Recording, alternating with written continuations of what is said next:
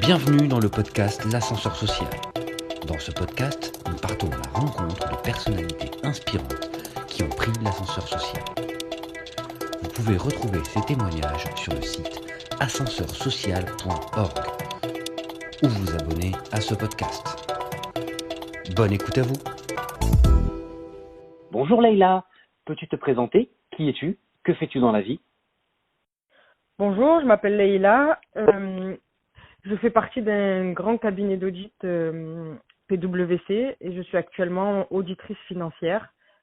Est-ce que tu peux nous parler un petit peu de tes études, du collège, du lycée, éventuellement des études supérieures? Comment ça s'est passé? Alors, j'ai eu un parcours très compliqué au début, on va dire. Donc, collège, lycée, énormément d'absences. Mais j'ai toujours eu des facilités, ce qui m'a aidé. Donc, collège, absence, lycée, vraiment, j'ai redoublé ma seconde, j'ai redoublé ma terminale. Quand je suis arrivée au lycée, je me suis toujours basée sur mes acquis, on va dire. Et c'est vrai qu'arrivé au lycée, le problème, c'est qu'il fallait en fournir un minimum, chose que je ne savais pas faire. J'ai toujours eu beaucoup de mal à me réveiller parce que c'était une période, on va dire, où j'ai découvert plein de choses, les sorties, un peu tout style de drogue, on va dire. Donc j'ai vraiment grandi plus vite que la moyenne, mais j'ai eu de la chance parce que grâce à mes capacités, j'ai toujours eu un prof ou un directeur qui croyait en moi et qui m'a poussé, donc qui me permettait malgré tout de passer de classe en classe, on va dire. Leïla, est-ce que tu peux nous parler de la fin de ton lycée, de tes choix d'orientation et tes études supérieures? Oui, bien sûr. Donc, fin du lycée, donc j'ai eu mon bac la deuxième année. J'avais un dossier qui était totalement, on peut le dire, pourri, parce que les absences nous montrent bien le manque de sérieux. Donc, j'ai été acceptée en BTS assistant de gestion à l'autre bout de Marseille. Donc, moi, à la base, je suis de Salon de Provence. Euh, Arrivée en BTS assistant de gestion, ben, je m'ennuyais parce que tout le monde arrivait de bac pro et c'est vrai que je l'ai pas fait en alternance et mes capacités ben, elles m'ont un peu desservi dans le sens où ben je comprends rapidement les choses et ils mettaient une semaine à rabâcher la même chose. En plus de ça, bon, je travaillais tous les week-ends parce que j'ai pris un appartement sur Marseille, donc il fallait bien que je le finance. Donc énormément de fatigue cumulée, beaucoup d'absences, je l'ai eu. Je l'ai eu. Par la suite, ben je voulais pas m'arrêter là parce que pour moi c'était un BTS assistant de gestion, ça te permettait de devenir secrétaire qualifié, mais rien de plus, ça m'intéressait pas. Et c'est là que j'ai eu un déclic, on va dire, parce que quand justement j'ai voulu me réorienter ou trouver ma voie, avec le dossier que j'avais, c'était pas très simple. J'ai fait une demande en deuxième année de licence à la fac, donc pour faire une licence économie. J'ai été acceptée. On va dire que des éléments de ma vie, des éléments de ma vie m'a fait prendre conscience que je me gâchais. Que ce soit d'un côté le fait qu'on me refuse ce que je demande au niveau de l'école ou même dans la vie de tous les jours. Donc là, j'ai pris conscience que je me gâchais. Je me suis organisée, je me suis recentrée sur l'école. J'ai continué toujours à travailler tous les week-ends. Et c'est là que, on va dire que je me suis révélée. Je me suis rendu compte qu'en travaillant un peu et en étant bien organisée, j'étais capable d'avoir des mentions bien et d'obtenir tout ce que je voulais.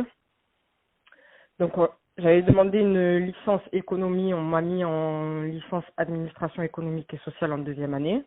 Donc, j'ai eu la deuxième année avec mention bien, et c'est là que j'ai demandé la troisième année en licence économie, management des administrations, qu'on m'a accepté, bien sûr, avec le dossier, enfin, avec la dernière année, on pouvait que me l'accepter. Par la suite, je me demandais bien ce que je voulais faire dans la vie. Il y avait rien qui m'intéressait dans le sens où je voulais pas me cantonner à un service d'une entreprise. Je voulais garder cette vision globale de l'entreprise. J'ai fait mes recherches. On m'a parlé de l'IAE d'Aix-en-Provence, une de mes profs. C'est là que j'ai vu qu'à l'IAE d'Aix, on me proposait une, un master audit interne. Je me suis un peu renseignée sur l'audit, etc. Et c'était quelque chose qui correspondait très bien à ce que je voulais faire. Dans le sens où, je me souviens, en licence économie, j'avais eu un cours de stratégie. Ça m'avait vraiment plu. Et la prof, elle m'avait dit, de toute façon, il n'y a pas de master stratégie. C'est impossible d'accéder à des postes de stratégie en sortant de l'école. Elle m'a dit, donc c'est pas, n'y pense même pas, quoi. Et c'est là que j'ai vu qu'au niveau de l'audit interne, c'était un métier où il était facile d'accéder à ces postes plus que en commençant dans un service en particulier, parce que ça reste un service qui est proche de la direction. Du coup, IAE DEX c'est égal concours, niveau d'anglais. Donc c'était pas simple, mon niveau d'anglais n'était pas forcément bon, même voire pas du tout, parce que c'est quelque chose qu'il fallait apprendre depuis la 5e et que j'avais fourni le minimum d'efforts à l'école et c'était pas une matière qui me plaisait. Donc là j'ai eu le déclic, j'ai bossé mon concours et ils sont basés sur mes notes à l'école également. Donc le test d'anglais n'était pas trop bon, mais c'est passé. Je suis rentrée. Je suis rentrée donc à l'IAE d'Aix. Pour moi, c'était une chance inouïe. Donc l'IAE d'Aix me proposait une césure par rapport à mon manque de stage durant mon cursus scolaire. Et du coup, j'ai fait une année management général, une année de césure et je suis partie également à l'étranger un semestre en Inde. Donc j'avais choisi l'Inde parce que justement, déjà, premièrement, la vie là-bas n'est pas chère. La seule chose qui est chère reste ton billet. Et c'était aussi parce que là-bas, on acceptait des personnes qui n'avaient pas forcément un niveau d'anglais au top du top. Donc c'était le meilleur choix pour moi. Et par la suite, donc dernière année en audit interne et j'ai été embauchée. J'ai été la première à signer dans ma classe en décembre, l'année avant que je finisse mon master. Et j'ai intégré PwC dès ma sortie d'école. Bravo, bravo pour ce parcours. On voit que ça n'a pas toujours été simple, mais tu as su rebondir et je t'en félicite. Est-ce que tu peux nous dire ce que faisaient ou ce que font tes parents? Moi, j'ai grandi qu'avec ma maman. J'avais un beau-père étant jeune, mais pas mon père concrètement. J'ai pas grandi avec mon père. Ma mère était caissière. Et ma mère est plus vieille. J'ai 5 grands frères. Ma mère est plus vieille. Je suis la dernière. Et elle a très vite été à la retraite. Merci. As-tu dans ton entourage des personnes qui t'ont aidé à prendre l'ascenseur social, à rebondir comme tu l'as dit, peut-être des profs, tes parents, des amis ou même des personnes que tu admirais? Alors pour commencer, je pense que la première personne que je peux remercier, ça reste mon beau-père. C'est quelqu'un qui est très cultivé, qui a fait des études, etc. Bon, qui travaillait pas, mais qui a fait des études et depuis toute petite, il m'a toujours appris plein de choses à la maison. Ça m'a servi comme ça a pu me desservir. Mais c'est quelqu'un qui a su m'éveiller très tôt au niveau intellectuel et mettre en valeur mes capacités, on va dire. Par la suite, je sais que j'ai toujours eu chaque année, je me rappelle en seconde, un prof de maths qui savait très bien, avait compris ma manière de fonctionner, m'a soutenu par exemple pour passer ma deuxième année, ma deuxième seconde de la seconde à la première. Et par la suite, c'était le sous-directeur du lycée qui m'a permis, après avoir signé une lettre d'engagement pour l'assiduité, de passer de première à terminale. Donc oui, j'ai toujours eu de la chance pour ça, parce que j'ai toujours eu des profs qui ont vu derrière mes absences une capacité qui était gâchée, quoi. Merci. Qu'est-ce qui, selon toi, t'a permis de prendre l'ascenseur social? Parce qu'aujourd'hui, un début de carrière dans un grand cabinet d'audit internationalement connu, on peut dire que tu as pris l'ascenseur social. Oui, on peut le dire. On peut le dire. Qu'est-ce qui m'a permis de prendre l'ascenseur social? J'ai grandi dans un milieu, dans un quartier, avec 5 grands frères plus vieux que moi qui n'ont jamais vécu avec moi, mais qui étaient très proches de moi. Euh, dont un qui peut être un peu comme mon père, qui a été un peu comme mon père durant toutes ces années. J'ai connu à peu près tous les milieux. J'ai connu mon frère, on va dire que c'est quelqu'un qui a fait de la prison quand j'étais au lycée. J'ai vu ce milieu et pour moi, je pense que ce qui m'a permis de prendre l'ascenseur social, c'est que très tôt, on m'a appris à aimer l'argent, concrètement. Et ma seule manière d'avoir une stabilité pour moi en étant une femme et d'avoir une certaine tranquillité en gagnant de l'argent, c'était les études. Et j'avais ces capacités. Donc après, ma mère, elle a eu sa fin de carrière tôt dans ma jeunesse, on va dire, et très vite, elle a été ruinée, on va dire. Elle est tombée dans le casino. Donc, je suis passée d'une vie très confortable à plus rien. Et c'est vrai que ça m'a motivée à mettre ma mère bien, quoi. Donc, du coup, j'avais cette capacité et je voulais pas la gâcher. Donc, c'est ce qui m'a permis de pas lâcher l'école parce qu'au final, c'était ma seule porte de sortie. Sinon, je pense que j'aurais très, très mal fini. Merci Leïla. Quels ont été les défis auxquels tu as dû faire face du fait de ton milieu social d'origine et comment les as-tu surmontés? Alors, les défis sont multiples. On va dire déjà subvenir à mes propres besoins en restant à l'école. Donc, ça veut dire travailler dans une pizzeria tous les week-ends, le vendredi, samedi, dimanche. Pas avoir forcément de jours de repos dans la semaine, sauf si je les prenais de moi-même. Rester organisé et en plus de ça, subvenir aux besoins de ma mère. Donc, ça n'a pas été facile tous les jours, ça c'est sûr. Mais on va dire que j'ai eu de la chance dans le sens où c'est vrai que on peut voir au niveau des étudiants, beaucoup d'étudiants changer beaucoup de boulot, avoir des petits boulots qui ne rémunèrent pas forcément bien. Moi, j'ai eu de la chance, c'est que mon frère m'a présenté un collègue à lui qui avait une pizzeria et j'ai fait 7 ans. Pendant 7 ans, ben, j'ai travaillé là-bas et plus les années elles passaient, mieux il me payait, on va dire. Donc c'est vrai que ça me permettait de mettre des sous de côté, de pouvoir subvenir aux besoins de ma mère quand elle en avait besoin, que ce soit pour le loyer ou autre, et en même temps subvenir à mes besoins. Waouh. C'est de beaux défis quand même parce que tu devais subvenir à tes besoins plus à ceux de ta mère. Donc c'est quand même assez dur et bravo d'avoir réussi à travailler et à concilier études. C'est très très très difficile, on le sait tous. Comment as-tu expliqué à ton entourage tes choix d'études et de carrière après? Je sais pas si je les ai vraiment expliqués. On m'a pas forcément demandé pourquoi, parce que pourquoi je continue. C'était un peu logique. Je pense que on va dire que j'ai plus étonné les gens. J'en reparlais encore ce week-end avec un de mes frères, le plus vieux, qui m'a gardé quand j'étais plus petite.